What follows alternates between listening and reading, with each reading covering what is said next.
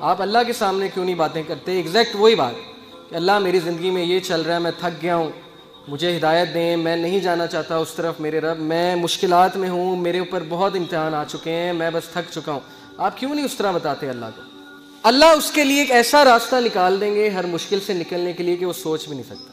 پھر اللہ کہتے ہیں کہ اسے ہم ایسی جگہ سے دیں گے رزق کہ وہ سوچ بھی نہیں سکتا.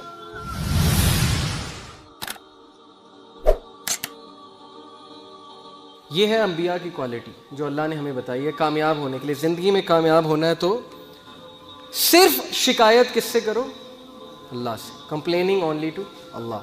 کیوں؟ حضرت یعقوب علیہ السلام کے بارے میں کیا کہتے ہیں اللہ؟ ہی سیڈ، اس نے کہا I only complain of my grief and sorrow to Allah. میں اپنا گریف، اپنا غم صرف کس سے شیئر کرتا ہوں؟ اللہ سے. ڈھنڈورا نہیں پیٹا انہوں نے باہر جا کے، رشتہ داروں کے پاس بیٹھ کے جو ہے اپنا غم نہیں سنایا جا کے. لوگوں کو غم سنانے سے ہوتا کیا ہے؟ مجھے صرف یہ سمجھ نہیں آتی کہ لوگ کو ہم غم سنائیں گے، ان میں سے کوئی چسکے لے گا ہمارا غم سن کے، مزے لے گا، اور کچھ جو ہے وہ مدد کرنے کی کوشش کریں گے لیکن ان کے بس میں وہ کام ہی نہیں ہوگا. ہاں، اس کا یہ مطلب نہیں کہ بالکل ہی نہیں بتانا چاہیے. جو اچھے لوگ ہیں، جو سنسیئر ہیں ہمارے ساتھ، ان سے شیئر کرنا چاہیے. لیکن سکسیسفل لوگ جو ہیں وہ کوشش کرتے ہیں کہ اپنے سارے غم اللہ سے شیئر کریں، کیونکہ انہیں پتہ ہے کہ میرا غم یا میری مشکل کون ہٹا سکتا ہے؟ صرف اللہ ہی ہٹا سکتے ہیں. انہی کے ہاتھ میں. دل کون بدلتے ہیں؟ اللہ. ہم لوگوں کے پاس جاتے ہیں، جی اس کا دل بدل دو، یہ کر دو، وہ کر دو. دل بدلنے والے تو اللہ کے ہاتھ میں چابیاں ساری. کسی کا دل پھیرنا، اللہ کہتے ہیں، نبی صلی اللہ علیہ وسلم نے کہا کہ اللہ کے دل جو ہے اللہ کی انگلیوں کے بیچ میں، انسان کا جو دل ہے اللہ تعالیٰ اسے پھیر دیا کرتے ہیں. تو اللہ سے کہنا چاہیے نا دل پھیرنے کا. اب فائدہ کیا اللہ سے غم شیئر کرنے کا؟ فائدہ یہ ہے جی کہ ایک تو آپ کا مسئلہ حل ہو جائے گا، دوسرا یہ کہ اگر مسئلہ حل نہیں ہوتا تو اللہ آپ کو ایسی قوت دے دیں گے کہ آپ اس مشکل سے مقابلہ کر سکیں. انسانوں سے غم شیئر کرنے کے نقصانات کیا ہیں؟ کل کو وہ آپ کو تانا دیں گے، یا کل کو آپ کو کہیں گے یہ دیکھو ہر وقت جو ہے غم لائے پھرتا ہے میرے پاس. جبکہ اللہ ایک ایسے بادشاہ ہیں.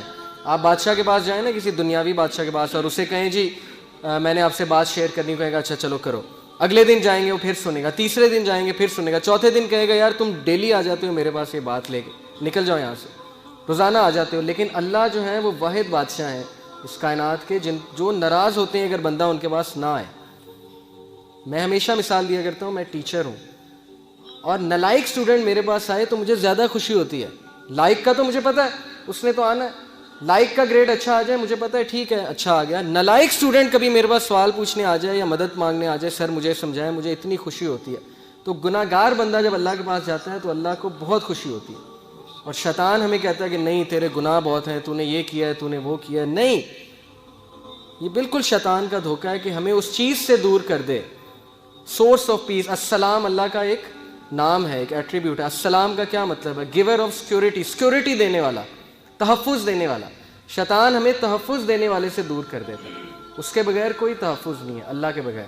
تو اللہ کے لیے کوئی بات ہماری غیر اہم نہیں ہے، اور اللہ ہی انکنڈیشنل پازیٹیو ریگارڈ دیتے ہیں. انکنڈیشنل پازیٹیو ریگارڈ کیا ہوتا ہے کہ آپ ماہر نفسیات کے پاس جائیں، وہ آپ سے پیسے لیتا ہے اچھے خاصے، اور سنی جاتا ہے آگے سے ٹوکتا نہیں ہے. اسے کہتے ہیں انکنڈیشنل پازیٹیو ریگارڈ.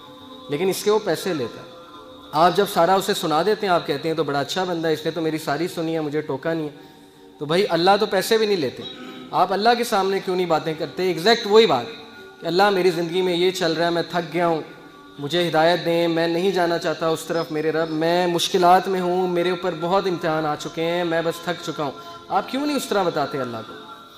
بس یہی ایک فرق ہے کامیاب لوگوں میں اور ناکام لوگوں میں. یہ ایک ہیبٹ ہے.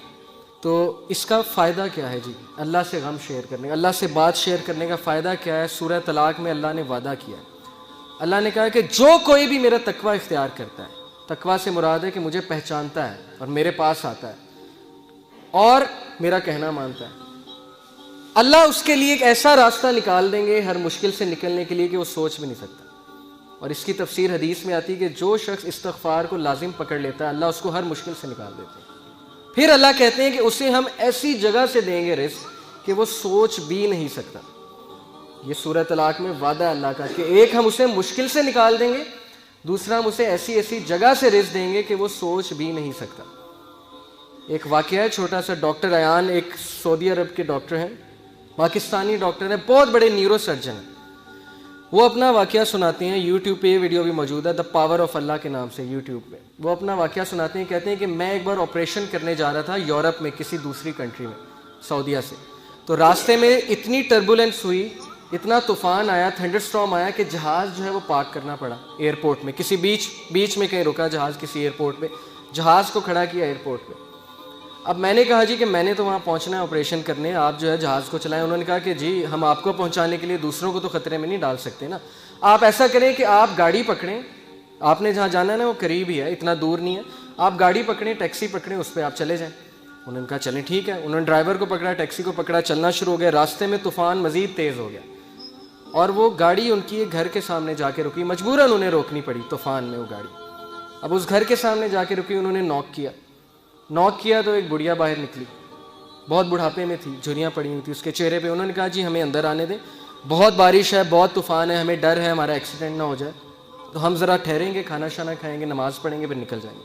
اس نے کہا بالکل بسم اللہ آپ آئیے. اب وہ اندر گئے ہیں تو دیکھتے کیا ہے کہ ایک بچہ زمین پہ لیٹا ہوا ہے گدے پہ, اور وہ بڑھیا بار بار جو ہے نا اس کے سر پہ پٹیاں کر رہی ہے اور بڑا پریشان لگ رہی ہے. تو انہوں نے کہا کہ اس کو کیا مسئلہ ہے. اس نے کہا کہ اس کو نا کوئی دماغ کی بیماری ہے, وہ اس کے ماں باپ نہیں ہے, یتیم ہے بچہ, میں اس کی دادی ہوں, تو یہی میرے لیے واحد سہارا ہے. تو میں اس کا علاج کروانے کے لیے بڑی جگہ گئی ہوں, لیکن وہ کہتے ہیں کہ نہیں اس کو نا آپ ایک ڈاکٹر کے پاس لے کے جائیں جو ٹاپ نیورو سرجن ہے, اس کے پاس لے کے جائیں, وہ اس کو جو ہے اچھا دیکھے گا. تو کہتے ہیں کہ آپ کیوں نہیں گئیں. انہوں نے کہا میں نے بڑی بار کوشش کی ہے, ان سے اپوائنٹمنٹ ہی نہیں ملتی, نہ میرے پاس اتنے پیسے ہیں, میں کہاں سے لے کے جاؤں. انہوں نے کہا مجھے نام بتائیں, میں بھی ڈاکٹر ہوں, میں اس سے سفارش کروں گا, آپ اتنی اچھی عورت ہیں, آپ نے مجھے یہاں رکنے کی جگہ دی. اس نے کہا ڈاکٹر ایان. تو وہ کہتے ہیں میں رونے لگ گیا, ڈاکٹر ایان. تو وہ رونے لگ گئے اور پھوٹ پڑے. تو بڑھیا نے کہا کہ آپ رو کیوں رہے. انہوں نے کہا کہ میں ڈاکٹر ایان ہوں. انہوں نے کہا کہ آپ دیکھیں کہ آپ نے اللہ سے دعائیں کی ہوں گی کہ اللہ بچے کا کچھ کریں, تو اللہ مجھے یہاں لے آئیں, اور جس طرح لے کے آئے ہیں آپ سوچ بھی نہیں سکتے. یعنی اللہ کی جو فورسز ہیں نا, اللہ کی جو فوجیں ہیں, اس کا ہم اندازہ بھی نہیں لگا سکتے.